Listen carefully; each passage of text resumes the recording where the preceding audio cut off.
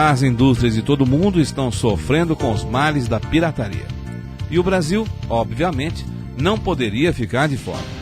O comércio ilegal no nosso país, principalmente de CDs, calçados e produtos de informática, chega a ser de 6 para 10, ou seja, entre 10 produtos vendidos no Brasil, 6 são piratas. Outra forma de pirataria que já virou mania nacional é a de softwares. A estimativa é que quase 70% dos usuários de computadores utilizam algum tipo de programa pirateado. E a facilidade de encontrar um comércio ilegal faz com que os números cresçam ano a ano.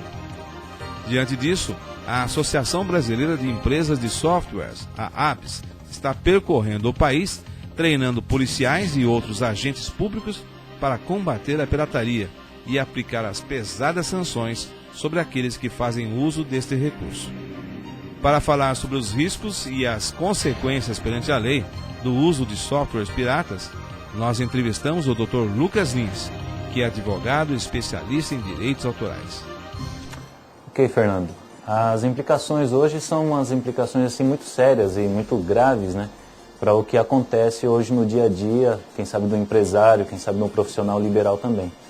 Mas, em síntese, a violação ao direito de autor no software, o uso do software ilegal principalmente, ou a reprodução sem autorização devida do criador do software, ele encontra alguns problemas assim na nossa legislação muito sérios.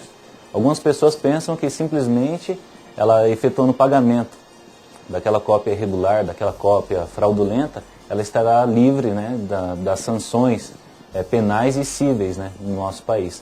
Mas ainda existem as sanções penais. Então não é simplesmente o pagamento que seria uma sanção cível que a pessoa estaria livre e tranquila. O empresário ele tem que ficar preocupado com a sanção criminal. A sanção criminal, independente dele efetuar o pagamento para o titular da obra, do titular do produto, né, no caso o software, ele ainda estará em curso na penalidade do artigo 184 do Código Penal e os seguintes, né? Ali ele pode chegar, inclusive, a ser processado pelo poder público e ele responder aí um processo criminal que pode chegar de 2, em alguns casos de 2 a 4 anos, em alguns casos mais sérios, né? Quando ele praticou o ato de comércio do software ilegal, então a pena pode chegar de 2 a 4 anos de reclusão. Então é uma pena muito séria. Inclusive, além de responder o processo criminal, ele ainda responde o processo civil, que é o pagamento e o recolhimento de todos aqueles equipamentos e o software ilegal que ele tem utilizado. Essa questão da penalidade ou de uma apuração de ter que pagar 3.000 vezes o valor do software por máquina, ele acontece em algumas situações que não é possível o juiz ou a pessoa, um perito, ou a empresa que é a detentora dos direitos do software, do uso do software, apurar quantas peças foram reproduzidas, né? Então, aí, nesse caso, realmente, a pessoa será condenada a efetuar o pagamento de 3.000 vezes o valor do software, utilizado ilegalmente sem a devida autorização. Agora, no caso de uma pessoa que tem ali na sua empresa, na sua casa, no seu escritório profissional liberal, médico, e ele tem 2 ou 3 máquinas que tem software ilegal, ele estará respondendo por 3 vezes, né, pelo número de máquinas que ele tem o software ilegal. Muitas empresas têm normas rígidas quanto ao uso dos equipamentos em serviço, mas outras nem tanto.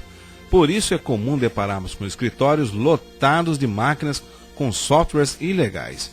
Muitos deles baixados de sites que distribuem gratuitamente programas piratas que podem conter, além dos vírus, um processo trabalhista e criminal.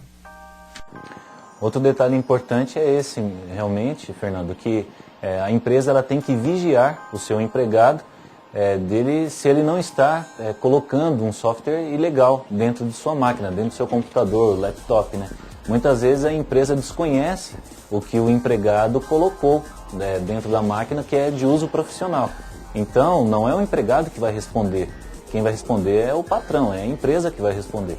Então, nesse caso, o patrão, o dono da empresa, o empresário, ele jamais poderá alegar perante a justiça de que isso é culpa do empregado. Porque o equipamento não é do empregado, o equipamento é da empresa. Então cabe aí para os nossos amigos empresários o cuidado de zelar, de sempre estar vigiando o seu funcionário, o seu empregado. E se realmente o empregado colocar um software ilegal por conta própria, ele poderá até ser passível de ser dispensado por justa causa. É uma ação que o empregador, né, o patrão poderá tomar, que é dispensar o seu empregado por justa causa. Mas quem vai responder de fato a ação e pagamento, indenização, será o empresário, que é o dono do equipamento.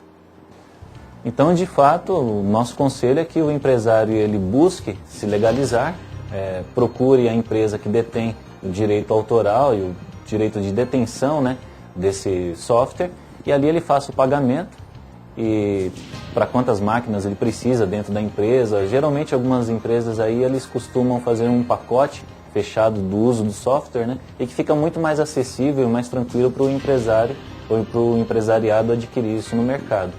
Outra situação é ele sempre tomar cuidado, porque além da infração perante o detentor, ele tem a infração perante o fisco, que se ele não paga pelo software, ele deixou de pagar impostos e com certeza o fisco virá atrás de você.